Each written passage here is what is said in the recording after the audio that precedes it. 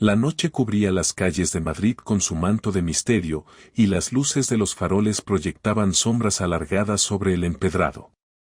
Un murmullo de rumores corría de boca en boca en la alta sociedad de la ciudad, siempre ávida de escándalos y secretos ajenos. En una lujosa mansión situada cerca de la Plaza de Oriente, Juan Ortiz, un hombre de mirada intensa y silenciosa determinación, se abrió paso entre los invitados de un elegante evento. No había sido invitado, ni tampoco le importaba.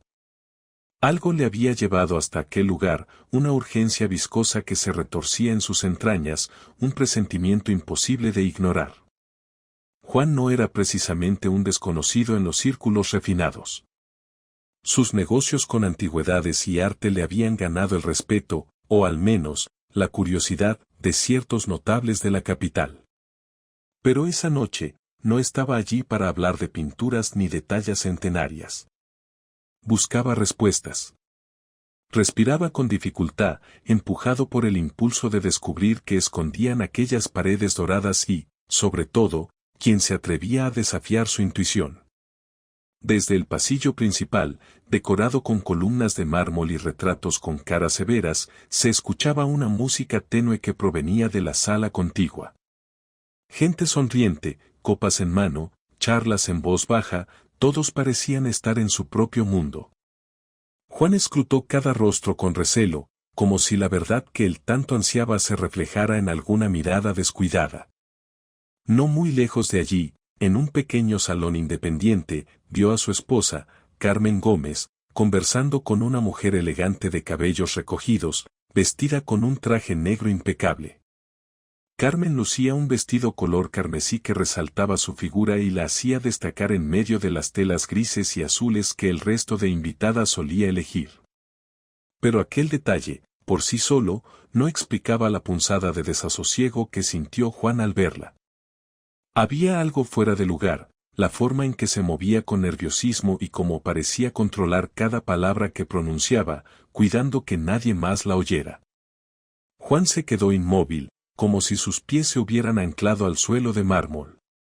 Sintió una punzada de desconfianza que se le instaló en el pecho, impidiéndole pensar con claridad. Aún así, se obligó a fingir normalidad mientras se acercaba con paso vacilante. Carmen, al percibirlo, forzó una sonrisa.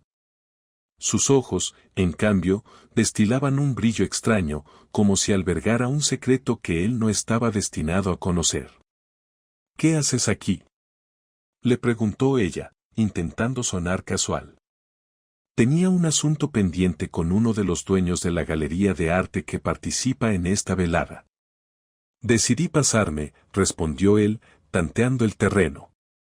La mujer que conversaba con Carmen se despidió con un gesto elegante y se alejó sin pronunciar palabra, dejándolos a solas. El silencio entre ellos era insoportable. Juan percibía un vacío que se abría entre ambos, una brecha que no había existido antes o que, al menos, él nunca había notado. ¿Te encuentras bien?, insistió, clavando la mirada en la de su esposa. Carmen alzó la barbilla con gesto altivo. Estoy perfectamente, contestó, esquivando su mirada. ¿Por qué no ibas a venir antes a un evento como este? No te pega nada. Quizás simplemente quería darme una vuelta, conocer gente nueva. La tensión se hizo más evidente cuando, a pocos metros de ellos, irrumpió en la sala un hombre alto y corpulento, con un porte poderoso y una sonrisa que anunciaba confianza sin límites. Era Santiago Velasco, un magnate de reputación intachable, al menos de puertas para afuera, conocido por sus inversiones descomunales en propiedades y su eterna cercanía con los círculos políticos. Saludó a varias personas con cordialidad y de inmediato buscó con la mirada a Carmen. Al encontrarla, su expresión se iluminó de manera fugaz, como si hubiese visto a alguien muy importante para él. Juan, sin perder detalle, sintió un nudo apretarse en su garganta. No se atrevió a sacar conclusiones precipitadas, pero reconocía esos gestos de familiaridad en la mirada de Santiago. Sin embargo, nada sugería todavía un peligro claro. Podía ser simple cortesía entre viejos conocidos o algo más. Carmen, por su parte, se mostró inquieta al ver a Santiago dirigirse lentamente hacia ellos. «Tengo que atender a unas amigas, ¿no te importa?», dijo ella apresurada, esquivando el paso de su marido y alejándose con paso nervioso. Juan se quedó plantado en el sitio, contemplando cómo su esposa se perdía entre la multitud. Sentía que esa noche algo trascendental se estaba manifestando, como si un telón negro estuviera a punto de levantarse, revelando una verdad imposible de prever. En ese mismo instante, un silencio interior lo envolvió. Intuía que, en torno a Carmen, las apariencias engañaban y su instinto le advertía que la chispa de misterio que veía en los ojos de Santiago no era una mera coincidencia. Lo que Juan no podía imaginar era que aquella sospecha solo sería el principio de una pesadilla que sacudiría los cimientos de su matrimonio, de su propia cordura y de todo lo que creía inquebrantable en su vida. Ese presentimiento vago pronto se convertiría en hechos tangibles y demoledores. Ajenos a la música y a los murmullos de la fiesta, los ojos de Juan seguían enfocados en la figura de Carmen, convencido de que sus pasos la conducirían a un secreto cuya magnitud desconocía, pero que no tardaría en descubrir. Y una vez que ese secreto saliera a la luz, nada volvería a ser igual. Juan permaneció varios días con la misma sensación de inquietud clavada en la mente. Desde aquel evento en la mansión cerca de la Plaza de Oriente, algo en la conducta de Carmen se había vuelto extrañamente irregular.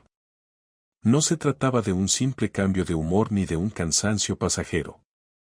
Había pequeños gestos que revelaban nerviosismo, reticencia a compartir detalles mínimos de su día y continuas salidas que justificaba con argumentos incompletos.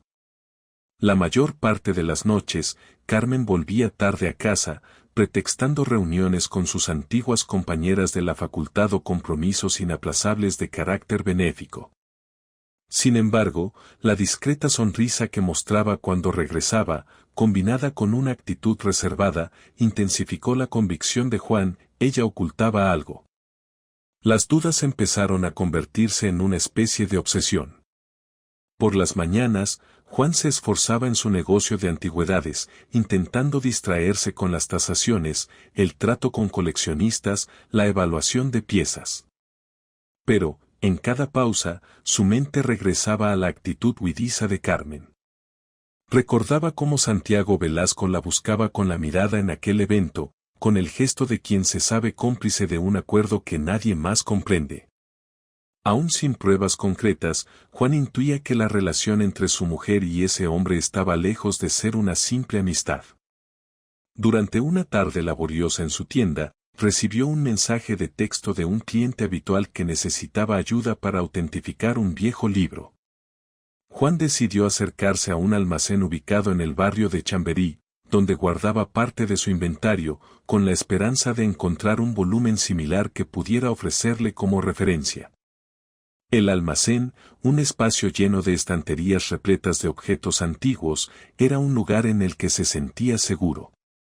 Se internó entre las sombras de los muebles y cajas, buscando el dichoso libro, hasta que un golpe accidental derribó una carpeta que contenía facturas de varios años atrás, metida en un cajón que casi no recordaba. Al agacharse para recoger las hojas, vio un documento reciente mezclado con papeles de contabilidad obsoletos. Lo reconoció de inmediato. Era un talonario que había visto en el despacho de casa y que Carmen solía utilizar para gastos personales. Aquella hoja en específico no tenía que estar entre sus viejas facturas y el importe reflejado resultaba excesivo: 3.500 euros retirados de la cuenta conjunta en una fecha cercana al día del evento en la mansión. El concepto era escueto, casi ilegible, y parecía vinculado a una institución de la que él no había oído hablar jamás. Juan guardó silencio. Sostuvo el papel con mano temblorosa mientras un hormigueo atravesaba todo su cuerpo. No podía asegurar nada con esa sola evidencia, pero resultaba extraño que su mujer extrajera tal cantidad sin mencionarlo. Además, era una institución que no figuraba en la lista de donaciones habituales en las que participaba Carmen. Ella siempre se jactaba de su transparencia con los temas económicos. Ese desembolso desproporcionado era solo otra pieza del puzzle que lo atormentaba. Consciente de que un papel extraviado no constituyó una prueba sólida, Juan decidió vigilar de forma más directa los pasos de Carmen. Ese mismo día, se quedó en casa por la noche, fingiendo sentirse indispuesto para no acompañarla a lo que supuestamente era una cena con sus viejas compañeras. Notó cómo ella se arreglaba con cuidado, eligiendo un vestido oscuro que acentuaba su figura y saliendo con prisa tras recibir una llamada que despachó con respuestas rápidas y esquivas. Cuando la vio marcharse, Juan salió poco después, optando por no usar su propio vehículo, que era demasiado reconocible. Decidió desplazarse en un coche de alquiler, con las ventanillas tintadas, para seguirla sin que ella lo notara. Lo hizo con cierta torpeza, puesto que no tenía experiencia en estos menesteres, pero la ansiedad por confirmar sus sospechas lo mantenía alerta. La siguió hasta un edificio elegante en la zona de Serrano. Observó cómo Carmen aparcaba su coche y se adentraba en el portal sin mirar atrás. Juan aguardó más de una hora, meditando sobre si debía entrar y enfrentarla de improviso. El corazón le palpitaba con fuerza, aunque conservaba una máscara de calma que le impedía hacer locuras. Estaba en medio de un dilema: aclarar las cosas sin preámbulos o recabar más elementos que sostuvieran su acusación. Al cabo de ese tiempo, distinguió la figura de Carmen a través de las cristaleras del portal. No estaba sola. La acompañaba Santiago Velasco, quien sostenía su bolso con naturalidad y la miraba con la familiaridad de alguien que no teme ser descubierto. Carmen se despidió con un abrazo prolongado y una sonrisa que destilaba satisfacción. Las palabras se perdían tras los cristales, pero la actitud de ambos hablaba por sí misma. Juan vio cómo Carmen se ajustaba el vestido y se peinaba con gesto coqueto, mientras Santiago le tocaba el brazo con mucha más confianza de la que un simple amigo exhibiría. Una vez que ella se marchó en su coche, Santiago se quedó en la acera unos segundos, mirando la calle con aire triunfal, antes de llamar a un chofer que lo recogió a los pocos minutos. El semblante de Juan se endureció.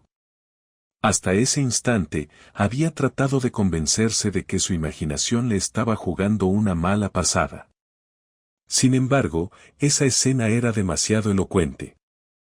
¿Por qué Carmen se reuniría a solas con Santiago en un lugar tan recóndito? ¿Por qué se mostraría tan afectuosa con él justo después de mentir sobre una cena con sus amigas? La confirmación se instaló en su interior como una losa aplastante. Esa noche, mientras Carmen dormía en la cama matrimonial, Juan se quedó en el salón con las luces tenues, inmerso en un silencio donde las respuestas que tanto había temido empezaban a tomar forma. Recordó cada detalle: la risa de Carmen frente a Santiago en aquel portal, el abrazo cómplice, la falsa excusa de la cena. Le vinieron a la mente las explicaciones económicas que ella nunca ofreció. Todos esos hilos sueltos se fusionaron en un tapiz que lo desarmó por completo. Su primer impulso fue despertarla y exigirle confesiones en ese mismo instante, pero contuvo ese arrebato. Quería llevar las riendas de la situación, necesitaba planificar con cabeza fría la forma de abordar el tema. Sentía rabia y confusión, pero también una determinación aguda. No podía permitir que todo quedara relegado a meras conjeturas. Deseaba tener algo firme cuando la confrontara. Sabía que, si ella era capaz de tejer mentiras para proteger ese encuentro, podría tratar de negarlo todo a la cara. Al día siguiente, Juan fingió una normalidad forzada. Preparó el desayuno con un talante casi cordial, preguntándole por su supuesta cena de la noche anterior. Carmen contestó con evasivas: la velada estuvo tranquila. Hablé con las chicas de temas aburridos. Ni siquiera merece la pena entrar en detalles. Esta clase de respuesta, tan descuidada y carente de matices, solo reforzó la idea de que había presenciado algo significativo. Observó cómo ella se marchaba a su trabajo sin prestar demasiada atención a su semblante, confiando en que su engaño continuaba intacto. Para profundizar en la verdad, Juan decidió buscar información acerca del lugar de Serrano al que Carmen había acudido. Tras pedirle un favor a un conocido que trabajaba en la gestoría de la comunidad de propietarios de ese edificio, consiguió ciertos datos que no hacían más que alimentar sus sospechas. Al parecer, una de las propiedades más exclusivas pertenecía a una sociedad que figuraba a nombre de Santiago Velasco. Aunque no tenía pruebas de que Carmen hubiera estado dentro de su piso, todo apuntaba a que el hombre la había recibido en un inmueble cuyo valor se salía de cualquier escala habitual de compraventa. Con la garganta seca por la indignación, Juan se sintió obligado a seguir adelante. No podía quedarse de brazos cruzados mientras su vida se desmoronaba. Las indirectas estaban pasando a ser certezas, las miradas cómplices, las reuniones secretas, el dinero que ella manejaba sin consultar. Cada detalle añadido confirmaba lo que él no quería aceptar: su mujer estaba con otro, y ese otro era un sujeto con contactos poderosos y costumbres costosas. La herida que sentía comenzaba a transformarse en furia silenciosa. Una parte de él deseaba hablar con Carmen de inmediato, arrancar de raíz aquel engaño y echarle en cara todo lo que había descubierto. Pero otra parte, más calculadora, le urgía a mantener la cabeza fría y descubrir con exactitud hasta dónde llegaba esa traición, si existían más mentiras escondidas o si el asunto se reducía a un romance clandestino. Las horas se hacían eternas mientras Juan recopilaba fragmentos de verdad, elaboraba hipótesis y recordaba con amargura las señales que durante mucho tiempo había pasado por alto. Las ausencias repentinas, las actitudes esquivas, el descuido en ciertas cuestiones que antes Carmen solía compartir al detalle. Algo se había roto dentro de él y, aunque aún no sabía cómo encararía lo que seguía, comprendía que nada volvería a ser como antes. En esa encrucijada, decidió darse un margen de tiempo para asimilar los acontecimientos. Quería prepararse para enfrentarse a ella con todo el peso de la realidad. En su interior, las dudas se mezclaban con las ansias de rendir cuentas. Se sentía traicionado y ridiculizado, pero, por encima de todo, estaba decidido a no permitir que el engaño se extendiera ni un minuto más en cuanto encontrara el modo adecuado de exponerlo. El destino de su matrimonio pendía de un hilo, y la determinación de Juan crecía a cada instante. El engaño de Carmen ya no era una sombra difusa, se había materializado en hechos visibles, cuyas consecuencias amenazaban con dinamitar la vida que habían construido juntos. Sin embargo, antes de iniciar la confrontación, él necesitaba más datos, más seguridad. Necesitaba apretar con mano firme las riendas de la situación y, de una vez por todas, arrojar luz sobre el engaño que se había anidado en su hogar. Solo así podría prepararse para la tormenta que pronto desencadenaría. Juan se había tragado el malestar durante varios días. Cada noche revisaba mentalmente lo que vio en la zona de Serrano y ese abrazo entre Carmen y Santiago Velasco. Le daba vueltas a las mentiras, las excusas y la forma en que ella fingía normalidad. Una tarde, mientras examinaba un antiguo reloj de péndulo en su tienda, notó que la tensión le impedía concentrarse. Observó las manecillas del reloj avanzar con lentitud y comprendió que postergar la confrontación solo prolongaría su agonía. Decidió entonces que aquel mismo día, al cerrar el negocio, encararía a Carmen de frente, sin rodeos ni permisos. Regresó a casa en silencio. Carmen estaba en la cocina, hojeando unas revistas de moda, sin prestar demasiada atención a su presencia. Al verlo entrar tan serio, se sobresaltó un instante, pero disimuló con un saludo distante. Juan depositó las llaves sobre la mesa y se quedó de pie, sin saber por dónde iniciar. Ella le preguntó si deseaba cenar algo, con la misma voz tibia de siempre, como si no percibiera la tensión que emanaba de él. Juan entrecerró los ojos, contuvo la respiración y lanzó la primera flecha. Anoche volviste tarde. Carmen no apartó la vista de las revistas. Movió un hombro, fingiendo ligereza. Salí con mis compañeras de la facultad, ya te lo dije. Juan ladeó la cabeza. ¿A la facultad en Serrano? Soltó con un tono mordaz, aludiendo al lugar donde la había seguido. Su esposa se quedó paralizada un instante antes de intentar recobrar la compostura. No sé de qué hablas. La réplica de ella sonó vacía. En su mirada se reflejaba un asomo de alerta. Él la observó con gesto duro, calculando cada palabra. Se mantuvo en silencio unos segundos, hasta que ella, incómoda, tragó saliva y se levantó de la silla con brusquedad, como si pretendiera huir de la conversación.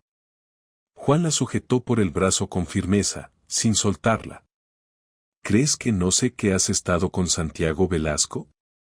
La interpeló, elevando el tono de voz. Suéltame, exigió ella, tratando de zafarse. La conmoción se adueñó de la escena. Juan notó cómo le temblaban las manos. Tenía rabia acumulada, había imaginado este momento una infinidad de veces, pero afrontarlo en la realidad se sentía mucho más intenso de lo que esperaba. Carmen forzó una mueca, intentando mostrarse ofendida, pero la culpa se reflejaba en sus facciones. Ya te lo había dicho, me encontré a Santiago en un acto benéfico, declaró ella, esforzándose por sonar convincente. El hombre me hizo unos encargos de caridad, nada más. Juan soltó una carcajada irónica. El abrazo que os disteis no tenía pinta de ser un asunto de caridad. Carmen se puso a la defensiva. ¿Estuviste espiándome?, exclamó. No tienes derecho a seguirme como si fuera una delincuente.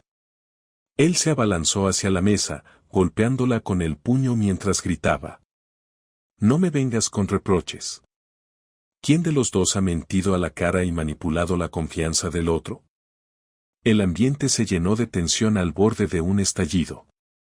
Carmen intentó rebatir cada acusación, con palabras atropelladas que no aclaraban nada. Argumentaba que eran simples reuniones, que él estaba exagerando, que en realidad no había pasado nada grave.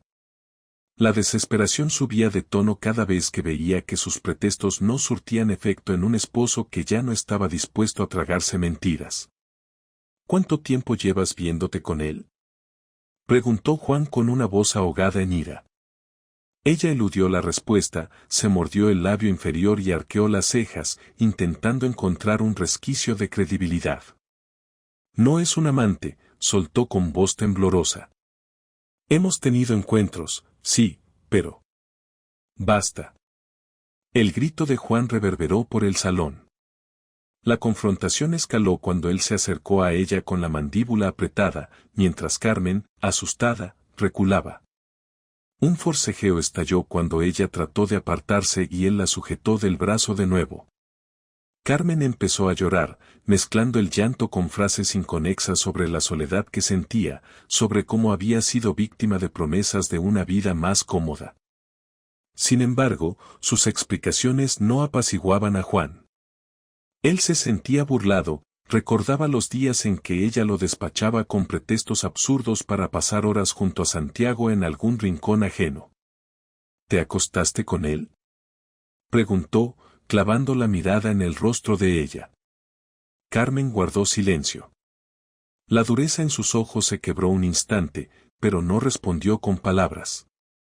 Esa pausa confirmó la peor sospecha de Juan.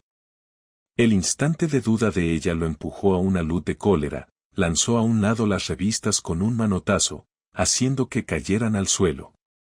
Los papeles se dispersaron por la habitación. Dímelo de una vez, insistió, subiendo el volumen hasta un punto que no recordaba haber alcanzado en su vida. Ella se llevó las manos a la cabeza, visiblemente alterada. No sabía cómo decírtelo, no pude controlar la situación, las cosas se complicaron. Juan chasqueó la lengua y dio un paso atrás para no hacer algo de lo que pudiera arrepentirse. Caminó en círculos por la sala, sintiendo una furia que desbordaba su capacidad de razonar. Quería saberlo todo, cada detalle, entender por qué le habían faltado el respeto con tal descaro. ¿Me vas a negar que te ha financiado caprichos? Juan señaló la factura que había encontrado. Dinero que sacaste de nuestra cuenta y del que nunca hablaste. Carmen se defendió sin convicción. Dijo que ella había hecho retiros para tapar unas deudas familiares y que Santiago le ofreció la oportunidad de invertir en un proyecto. Afirmaciones confusas, sin un hilo claro, destinadas a enmarañar cualquier intento de encontrar la verdad. Juan la interrumpió con una risa amarga, desconfiando de cada palabra. ¿Así se justifican las mentiras? A lo mejor te pensabas que no me enteraría, farfulló, con la garganta seca por la rabia. ¿O creías que me daría igual que mi mujer se acueste con un tipo que presume de su fortuna en cada fiesta? Carmen seguía llorando con desconsuelo, sosteniendo la cabeza entre las manos. Intentó calmar el ambiente, pero Juan no estaba dispuesto a ceder un ápice. Sentía que habían puesto en juego su orgullo, su dignidad y la esencia misma de su matrimonio.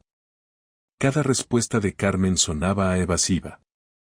Te he descuidado, eso lo admito, dijo ella, casi suplicando. Tenía miedo de enfrentarme a tus reproches, pensaba que si resolvía algunos asuntos económicos en secreto, tú no tendrías que cargar con mi culpa. La voz de Juan se quebró en ira. ¿Culpa de qué? ¿De haberte ido con él? ¿De creer que tu matrimonio no valía nada? Hubo un instante en que se miraron fijamente sin pronunciar palabra. Las luces de la casa iluminaban la estancia de forma cruel, resaltando la expresión descompuesta en los rostros de ambos. Los objetos cotidianos parecían fuera de lugar, como si se encontraran en un escenario destinado únicamente a la destrucción de una relación. Juan se acercó al mueble del salón y, con un golpe brusco, hizo que un jarrón cayera al suelo y se partiera en pedazos. Carmen pegó un grito, retrocediendo asustada. El sonido de la porcelana contra el mármol resonó durante unos segundos que se hicieron eternos. Fue el momento en el que ambos comprendieron que esa confrontación ya no tenía vuelta atrás.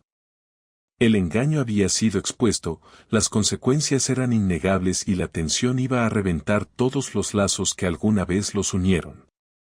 La violencia del choque verbal quedó latente en la atmósfera. Carmen se encogió en una esquina de la sala, visiblemente en pánico. Juan respiró con dificultad, moviéndose con los nervios encendidos, sin saber si debía exigir más explicaciones o, por el contrario, marcharse para no presenciar el espectáculo de un matrimonio agonizante. Con la voz entrecortada, a punto de perder la cordura, concluyó la discusión con un dedo apuntando al rostro de ella. Hablaremos de esto cuando se me enfríe la cabeza. No esperes que lo olvide tan fácil, sentenció, con la determinación de quien se niega a perdonar una deslealtad tan evidente. Se marchó dando un portazo. Antes de salir, oyó el sollozo de Carmen en la sala y sintió una mezcla de odio y tristeza, como si, de pronto, sus días anteriores hubieran sido un simple espejismo. En su interior, el resentimiento aumentaba con fuerza, listo para transformarse en un acto que fuera más allá de los gritos. La herida no iba a cerrarse con explicaciones dubitativas, ni con llantos que pretendieran justificar el engaño. El matrimonio se había hundido en un pozo del que sería imposible salir sin consecuencias dolorosas. La rabia, el desconcierto y la humillación se mezclaban en el pecho de Juan mientras bajaba los escalones de la entrada. Ya había cumplido con la necesidad de enfrentarla, pero no tenía claro qué haría con el dolor que le ardía por dentro. Sin embargo, algo sí tenía seguro, no se quedaría de brazos cruzados. Empezaba a formar en su cabeza una idea de venganza que amenazaba con arrasar lo que quedaba del vínculo que alguna vez lo unió a Carmen. Juan no regresó a dormir esa noche. Tras salir dando un portazo, condujo sin rumbo fijo por Madrid, con la ira oprimiéndole el pecho. Revivir la forma en que Carmen había reconocido, sin palabras claras pero con un gesto inequívoco, que se había acostado con Santiago Velasco le impulsaba a buscar algún tipo de represalia. Aparcó en un barrio apartado y apagó el motor. Se quedó en silencio, repasando la historia que lo había llevado hasta este punto, la noche en la mansión, las excusas de Carmen, la escena del Portal en Serrano, El enfrentamiento donde ella admitió una relación que iba más allá de lo tolerable. La humillación era un nudo que no lo dejaba respirar bien. El cansancio terminó por vencerlo. Se quedó con la cabeza apoyada en el volante, reflexionando sobre el siguiente paso. Al amanecer, con los músculos entumecidos, volvió a ponerse en marcha. Su mente bullía con ideas. No buscaba una simple discusión ni exigir un perdón de manera civilizada. Deseaba romper ese lazo que lo había envuelto en mentiras y necesitaba hacerlo de una forma que tanto Carmen como Santiago no pudieran ignorar. Lo primero que hizo fue dirigirse a la tienda de antigüedades. Miró las vitrinas con piezas que había valorado con cuidado a lo largo de los años. Sintió rabia al pensar en cómo Carmen y él habían compartido parte de ese proyecto. Ella, en teoría, le ayudaba con los clientes y llevaba algunas cuentas secundarias, aunque ahora dudaba de todo. Se sentó frente al escritorio y tomó el teléfono. Llamó a un conocido de la prensa local que, a cambio de ciertos favores en el pasado, debía un par de servicios de promoción o difusión de información. Pensó que, para herir a un hombre como Santiago, era útil ensuciar un poco su reputación, esa que tanto cuidaba en las recepciones y los actos con altos cargos. Habló con un tono calculado, indicando que poseía datos interesantes sobre la adquisición de un inmueble de lujo en Serrano por parte de un magnate que, supuestamente, había evadido ciertas normativas. No dio nombres concretos durante la llamada, pero dejó caer suficientes referencias para que su contacto entendiera que había algo turbio que merecía investigarse. El periodista aseguró que verificaría la información. Juan pensó que, con un poco de suerte, pronto habría rumores sobre movimientos sospechosos de Santiago Velasco. Aunque eso no bastaría para calmar la sed de venganza, sería un golpe simbólico. Seguidamente, dirigió sus pasos a varias oficinas bancarias con el objetivo de revisar las cuentas que compartía con Carmen. No había tenido el hábito de controlarlas con lupa, en parte por la confianza que habían construido durante años. Pero ahora la desconfianza era absoluta. Al revisar movimientos recientes, notó más desembolsos a nombre de esa entidad desconocida, la misma que figuraba en el talón que halló en el almacén. Preparó copias de los extractos y las guardó como prueba. Posiblemente, Carmen se había involucrado en acuerdos poco claros con Santiago, o quizá había financiado ciertos caprichos sin que él lo supiera. Un impulso de resentimiento lo llevó a trazar un plan aún más radical. Consideró la posibilidad de bloquear el acceso de Carmen a la cuenta principal, de modo que ella no pudiera seguir disponiendo de dinero sin consultarlo. Tan solo hizo una llamada al banco para informar de que, por motivos personales, necesitaba revisar la titularidad conjunta y requería su firma autorizada antes de mover fondos. La funcionaria que atendió la llamada le hizo varias preguntas y quedó en enviar la documentación pertinente. De inmediato, él sintió una punzada de satisfacción, su esposa quedaría, al menos por un tiempo, atada de manos en cuestiones económicas. Después, permaneció un rato sentado en un café, revisando los papeles reunidos. A cada sorbo del café, asentía mientras confirmaba que era necesario avanzar hacia un escarmiento más directo. La prensa y los asuntos bancarios tal vez irritarían a Santiago, pero dudaba de que Carmen sintiera el impacto de inmediato. Deseaba un golpe que la obligara a comprender el alcance de su traición. Regresó a la casa al anochecer. Encontró a Carmen en la sala, con los ojos rojos de haber llorado. Ella se levantó del sofá en cuanto lo vio entrar, intentando acercarse con cuidado. Juan, con el rictus endurecido, ignoró el gesto. Revisó algunos cajones y sacó varias carpetas con documentos. Sin mediar palabra, las hojeó hasta dar con escrituras y pólizas. Carmen lo observaba con el rostro desencajado, presintiendo que nada bueno se avecinaba. ¿Qué estás buscando?, preguntó ella con voz apagada. Nuestro piso, el coche, y los bienes que tú y yo compramos a medias, respondió sin levantar la mirada. ¿Para qué necesitas esos papeles? Juan cerró la carpeta y la miró con una mezcla de odio y determinación. Pienso protegerme de tus mentiras, sentenció. Ya hablé con el banco. Estás bloqueada en la cuenta. No pienso tolerar que gastes un solo euro más a mis espaldas. Carmen parpadeó con desconcierto. ¿Estás loco? Ese dinero también es mío. Tenemos un acuerdo de matrimonio. Juan se encogió de hombros, lanzando una mirada sarcástica. Revisa bien las cláusulas. Si piensas usarlo para alimentar tus encuentros con ese individuo, yo no voy a permitirlo. Ella intentó defenderse, pero él se limitó a guardar los documentos en una mochila, dispuesto a marcharse de nuevo. Antes de salir, señaló que, desde ese instante, su relación cambiaría de forma drástica. Carmen lo siguió, rogándole que hablaran, que buscaran una salida, pero Juan ignoró sus súplicas, la apartó con un empujón y salió dejando a su esposa sola en medio del salón. En los días siguientes, siguió recabando datos. Obtuvo información de las cuentas ocultas que Santiago movía en distintas entidades.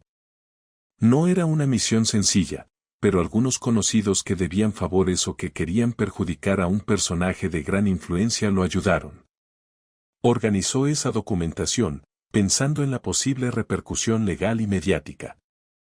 Si Santiago se había aprovechado de su posición para defraudar o mover dinero ilícito, Juan tendría la oportunidad de exponerlo. Aunque no tenía garantías de ganar una guerra contra alguien con tantos recursos, la sola posibilidad de complicarle la vida resultaba tentadora. Mientras tanto, el ambiente en el hogar era más que tenso. Juan aparecía a la hora que le daba la gana, no dirigía la palabra a Carmen y, si ella le pedía explicaciones, soltaba frases despectivas. Desde fuera, la casa seguía en pie y no se oían discusiones a voces, pero dentro el aire estaba lleno de resentimiento. Todo cuanto compartían se había vuelto irrelevante. Una tarde, Carmen salió al encuentro de Juan en la entrada, bloqueándole el paso. No voy a seguir viviendo así, le dijo, con tono desafiante. Sé que has congelado la cuenta. También sé que estás husmeando en las cuentas de Santiago. Juan la miró con desprecio. ¿Te preocupas por tu amante? Vaya sorpresa. Ella negó con la cabeza, intentando no perder la compostura. Yo cometí un error, pero no tienes derecho a destrozar todo lo que hemos construido. Quería que habláramos, que hubiera una oportunidad de recomponer las cosas. ¿Recomponer qué? Replicó él. ¿Crees que olvidaré que has compartido tu cama con un individuo que se pasa la vida presumiendo de su fortuna? Ella no supo responder con claridad. Permaneció allí, repitiendo que estaba arrepentida, que la situación se le fue de las manos. Juan se mofó de sus explicaciones. Arrepentida estás, pero no por lo que hiciste, sino por haber sido descubierta. La tensión escaló de nuevo. Carmen intentó calmarlo, pero él le soltó que, de seguir insistiendo, se arriesgaba a que él hiciera públicos todos los datos que había logrado reunir. En ese momento, la reacción de ella cambió. Dejó la súplica a un lado y se aferró a la rabia que le generaba sentirse atrapada. Alzó la voz, acusándolo de comportarse como un desalmado y advirtiéndole que no todo el poder de Santiago venía de la fama o el dinero, que era un hombre con numerosos contactos dispuestos a frenar cualquier tentativa de difamación. Lejos de amedrentarse, Juan sonrió con frialdad. Le llegará el turno a Santiago. Antes me ocuparé de tu traición. Acto seguido, se encaminó a la escalera, cerrando de un portazo su antiguo despacho para no continuar la charla. Durante esa noche, se sentó ante su escritorio y revisó la estrategia a seguir. No buscaba solamente humillar a Santiago. Quería que Carmen pagara un precio emocional y económico por haberlo traicionado de una manera tan flagrante. Retiró todas las fotografías en las que aparecían juntos y las metió en una caja, como un gesto que simbolizaba la destrucción de la vida que habían compartido. No podía expulsarla de la casa sin un proceso legal, pero ya consideraba la posibilidad de exigirle que se fuera por su cuenta, dejándolo todo atrás. Pasaron los días y las noches sin que Juan pudiera dormir con tranquilidad. Se desvivía por perfeccionar la forma de quebrar el orgullo de su esposa y la reputación de Velasco. Eran planes cargados de rencor, alimentados por cada mentira que Carmen había sostenido. No aceptaba el menor indicio de reconciliación. Si ella lo llamaba o intentaba iniciar una conversación, él se refugiaba en el desprecio o en el silencio absoluto. No había mediación posible para un hombre que se sentía traicionado en sus valores y ultrajado en lo más profundo de su hombría. En este contexto, la venganza de Juan se volvió la única obsesión que le daba fuerzas para levantarse cada mañana. Se había convencido de que destruir la tranquilidad de su esposa y, de paso, dinamitar los privilegios de Santiago, era la única forma de obtener alivio. Sin embargo, bajo el caparazón endurecido por la ira, la amargura crecía a pasos agigantados. Cada avance en su plan le recordaba que, en el fondo, estaba alimentando un ciclo de odio que lo consumía. Pero no daba marcha atrás. A su juicio, el daño que le habían causado merecía una respuesta proporcional y sin contemplaciones. Nada lo complacía tanto como anticipar la desesperación de Carmen cuando viera derrumbarse su mundo. Juan no albergaba duda de que ese desenlace era ineludible. Incluso llegó a creer que no le importaba el coste personal que pudiera acarrear. Se sentía empujado por el deseo de hacer pedazos cualquier posibilidad de normalidad en la vida de su esposa y del hombre que había destrozado su matrimonio. Las horas avanzaban con la cuenta regresiva de un acto que, en sus planes, acabaría por desquiciar a ambos culpables. Aquella noche, después de asegurarse de que Carmen se había encerrado en la habitación, se sentó en el salón y permaneció largo rato sin moverse, con la mirada fija en la pared. Tenía la sensación de que, a partir de ese punto, no habría retorno. En su interior, un impulso de rabia lo llevaba a consumar el castigo que creía justo. Desatender esa necesidad sería, para él, una claudicación imperdonable. Optó por mantener la mente puesta en sus próximos pasos, esperando el instante perfecto para dar el golpe que dejaría huella en la vida de su esposa y de ese amante poderoso que pretendía situarse por encima de todo. Durante los días siguientes al último enfrentamiento, Juan atravesó una montaña rusa emocional. Los momentos de ira y frustración que lo llevaron a planear la venganza comenzaban a desvanecerse, dando paso a una profunda reflexión sobre lo ocurrido. Aunque sus planes meticulosos no se concretaron en acciones extremas, la experiencia lo dejó marcado, y su forma de ver la vida y su relación con Carmen cambió para siempre. Juan se retiró en su apartamento, buscando un espacio para ordenar sus pensamientos. No era alguien que compartiera sus emociones con facilidad, pero en este caso, la soledad forzada lo llevó a examinar con detenimiento cada paso que había dado.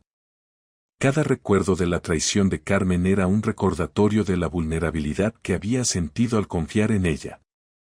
Poco a poco, la rabia se dio el lugar a una tristeza profunda y a una sensación de desilusión que afectaba tanto su vida personal como su visión del mundo. Durante esas semanas, intentó mantener una apariencia de normalidad en público. Seguía atendiendo su tienda de antigüedades, participando en las reuniones de negocios y manteniendo la compostura frente a amigos y conocidos. Sin embargo, las noches eran un territorio en el que la melancolía se hacía presente.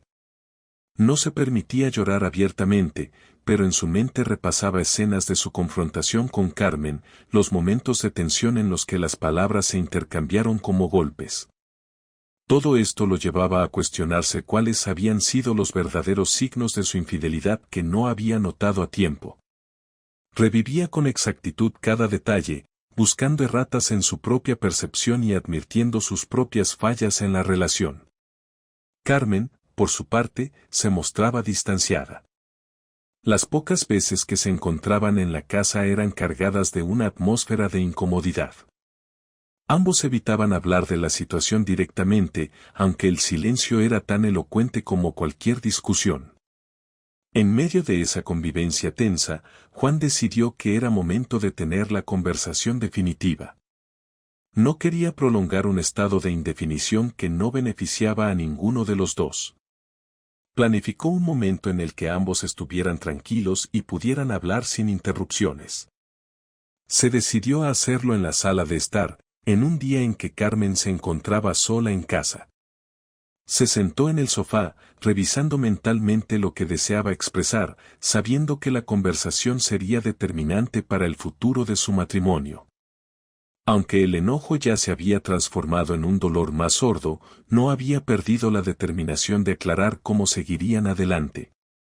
Esa tarde, Carmen entró a la sala con una taza de té, sin prever la seriedad que se había instalado en el ambiente. Juan la saludó con un gesto breve y la invitó a sentarse frente a él. La tensión era palpable, ambos sabían que estaban a punto de abordar temas que habían quedado pendientes durante semanas. Carmen, creo que necesitamos hablar claramente sobre lo que ha sucedido, inició Juan con voz firme pero serena. Carmen asintió, conteniendo la respiración. Sí, tienes razón. No podemos seguir así. Juan tomó aire antes de continuar. He pasado mucho tiempo analizando la situación. Al principio, sentí una rabia que me consumía. Planeé formas de hacerte pagar por lo que hiciste y de dañar la vida que construimos. Pero esa actitud no me ha llevado a donde quería estar. Me he dado cuenta de que la venganza solo prolonga el dolor. Carmen lo miró con ojos llenos de remordimiento y cierto miedo. ¿Entonces qué propones?, preguntó con voz baja. Juan bajó la mirada unos segundos, intentando encontrar las palabras adecuadas. No quiero seguir este ciclo de resentimiento. Ambos hemos cometido errores que han roto la confianza entre nosotros. No estoy aquí para acusarte una vez más, sino para decidir qué hacer con nuestra relación. La honestidad de esa declaración fue un golpe para Carmen. Yo también he reflexionado mucho, dijo ella. Sé que he fallado y he lastimado no solo tu confianza, sino también a mí misma. Juan asintió lentamente. La verdad es que siento una profunda tristeza por lo que hemos perdido. A veces me pregunto si realmente podíamos haber salvado algo. Hemos intentado mantenernos juntos por tanto tiempo, pero este evento ha cambiado mi perspectiva. Carmen bajó la cabeza. No sé si podemos volver a ser lo que fuimos antes. No puedo prometerte que no volveré a cometer errores, ni que encontraré otra forma de borrar lo que hice. Juan tomó un momento para reflexionar. Entiendo que la confianza no se reconstruye fácilmente, si es que llega a recuperarse. Quizás lo mejor para ambos es aceptar que nuestro matrimonio ha llegado a un punto en el que no puede seguir. La conversación continuó con ambos hablando de forma honesta sobre sus sentimientos, sus miedos y sus expectativas. Carmen expresó su dolor y arrepentimiento por la forma en que había manejado las cosas, y Juan admitió el daño que le causó la desconfianza y la obsesión con vengarse. A medida que avanzaba el diálogo, Juan se dio cuenta de que su búsqueda de venganza no solo había sido un intento de castigar a Carmen, sino que también lo había alejado de su verdadero yo. Había dejado que el resentimiento definiera sus acciones, cuando en realidad necesitaba reconectar consigo mismo para poder decidir su futuro. La tristeza que sentía se convirtió en un sentimiento de aceptación, aceptaba que su matrimonio no podía ser lo mismo y que el perdón, en este caso, no era una obligación para él.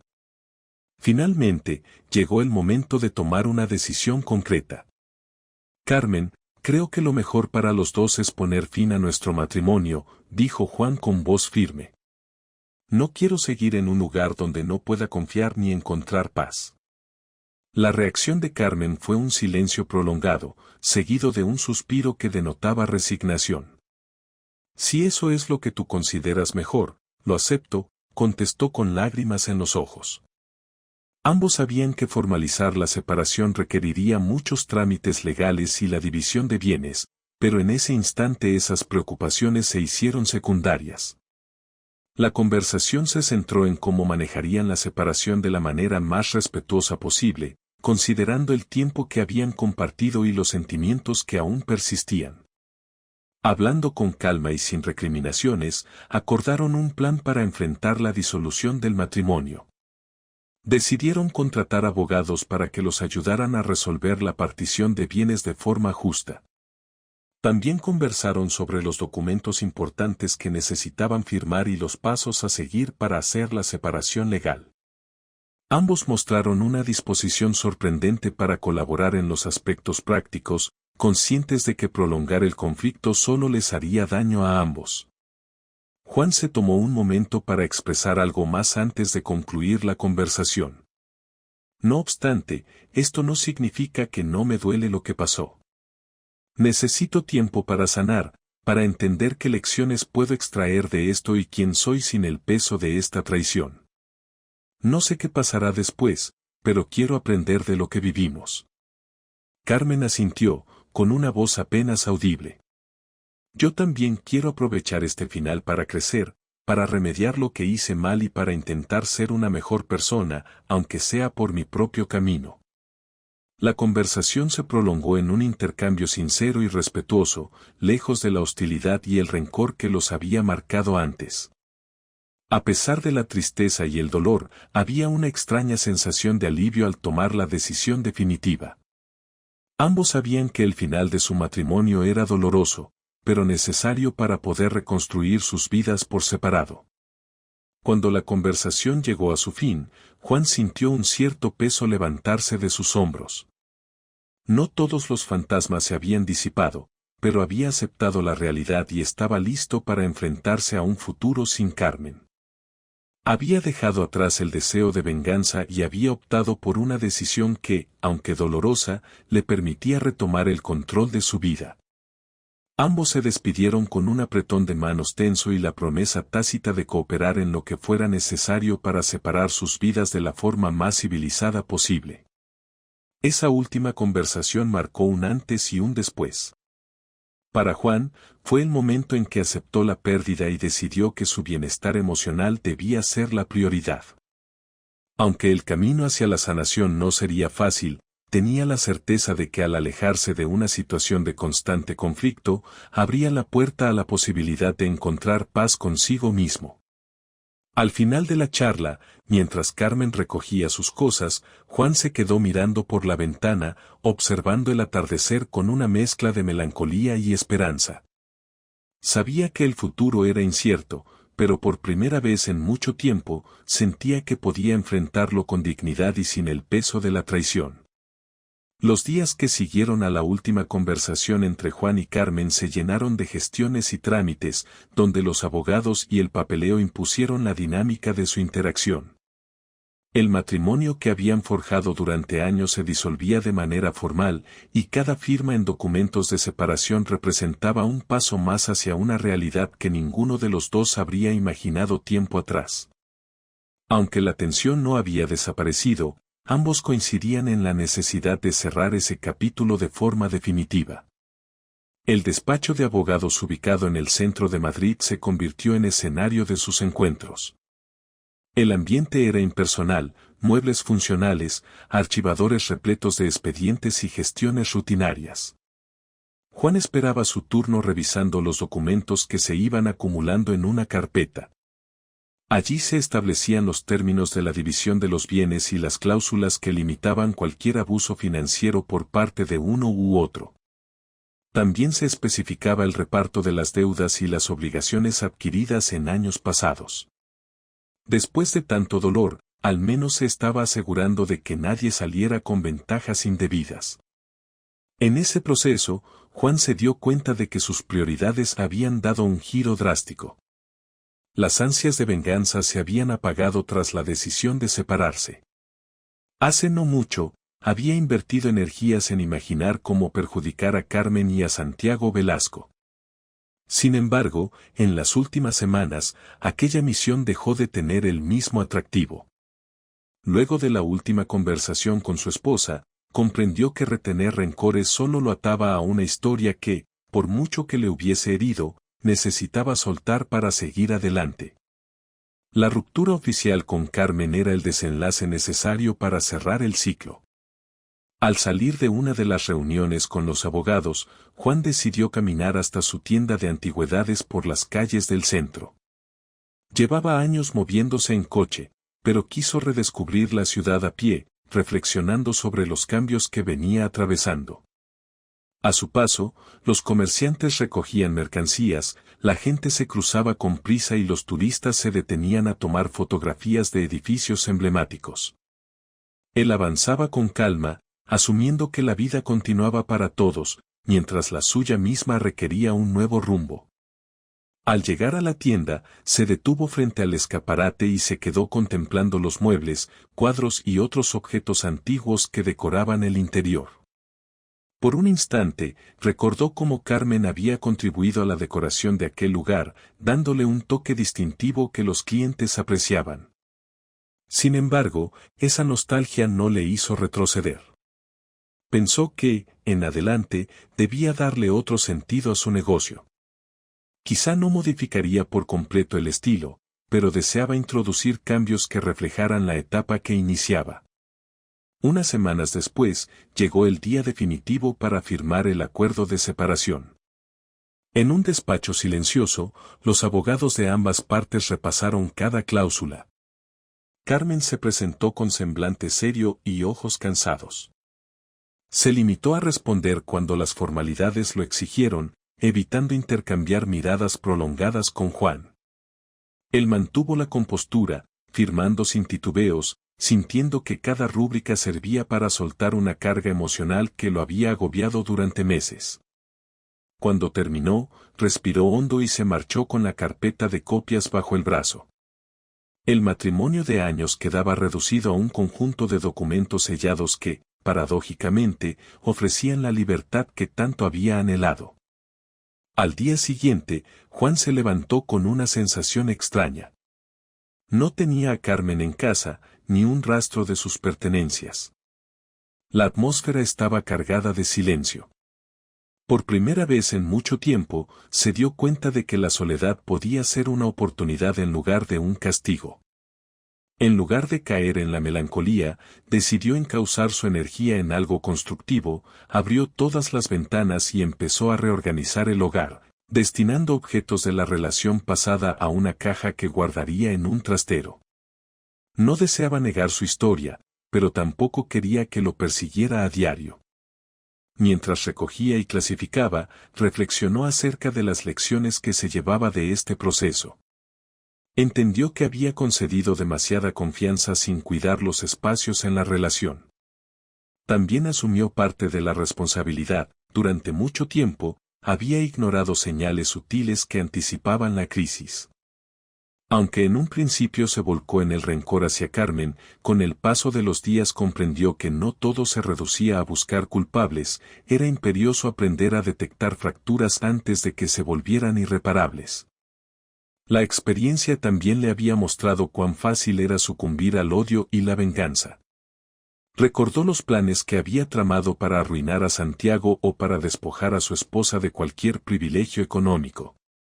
Ahora veía que nada de eso le hubiera otorgado la paz interior que buscaba. En cambio, aprender a soltar y enfocarse en su propia vida se presentaba como el camino más sensato para reconstruirse. En la tienda de antigüedades, notó cambios significativos en sí mismo.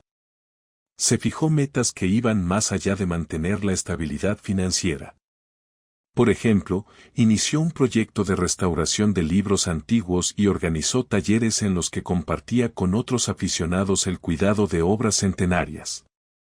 En esas actividades encontró una vía para canalizar su energía y evitar que los pensamientos oscuros lo devoraran. La concentración en tareas manuales, la interacción con personas interesadas en la historia y el arte, y el aprendizaje constante lo ayudaron a reorientar su rutina. Durante una de las mañanas en que recibía a un grupo de entusiastas del coleccionismo, se sorprendió al sentirse en paz por primera vez en meses. La ausencia de Carmen ya no pesaba como antes. Ese vacío que tanto temía se llenaba de pequeños logros y nuevas perspectivas que nacían de su dedicación. Aunque la cicatriz de la traición seguía presente, comenzaba a convertirla en un motor de crecimiento personal. Entretanto, la presencia de Santiago Velasco empezó a desdibujarse. No hubo más encuentros, ni noticias de maniobras suyas para entorpecer la separación. De hecho, Juan se enteró por comentarios de conocidos que el magnate enfrentaba investigaciones por irregularidades financieras, así que tenía preocupaciones más urgentes que entrometerse en la vida de los demás. El recuerdo de aquel hombre poderoso que había aparecido en el escenario de su matrimonio se fue diluyendo, y Juan optó por no invertir tiempo en seguir su rastro. No pretendía gastar energías en un pasado que prefería clausurar. Con el paso de las semanas, también salió a relucir un aspecto que no había considerado, la posibilidad de reconstruir una vida afectiva más adelante. Hubo noches en que se descubrió pensando en encuentros con otras personas o imaginando algún día una relación distinta, libre de las sombras que empañaron la anterior. Sin embargo, de momento, no tenía prisa. Su prioridad era restablecer una base firme para su propia estabilidad y dedicarse a aquello que le brindaba verdadera satisfacción. Aún así, no vivía en un cuento de hadas. Tenía momentos en los que la aflicción lo atenazaba. A veces se despertaba por la noche con recuerdos dolorosos o con una sensación de desamparo. Pero en lugar de dejarse arrastrar por el abatimiento, ponía en práctica lo que estaba aprendiendo. Se apoyaba en el trabajo, en los encuentros con amigos que lo invitaban a distraerse y en una nueva forma de relacionarse consigo mismo. Empezó a salir a correr por las mañanas, algo que nunca antes había hecho, encontrando en esa actividad un modo de liberar tensiones y sentirse físicamente mejor. Un día, mientras revisaba la caja donde guardó las fotografías de su matrimonio, notó que ya no sentía la furia que lo devoraba antes. Recordó algunos momentos alegres que vivieron juntos, y no negó que Carmen había formado parte importante de su vida. Sin embargo, asimiló que aquella época estaba terminada y que era hora de guardar esos recuerdos sin que definieran su presente o su futuro. Cerró la caja con calma y la colocó en un lugar apartado, consciente de que, si algún día deseaba revisar aquellas imágenes, podría hacerlo sin renegar de lo que vivió. El final de esta historia no vino acompañado de grandes festejos ni de giros dramáticos.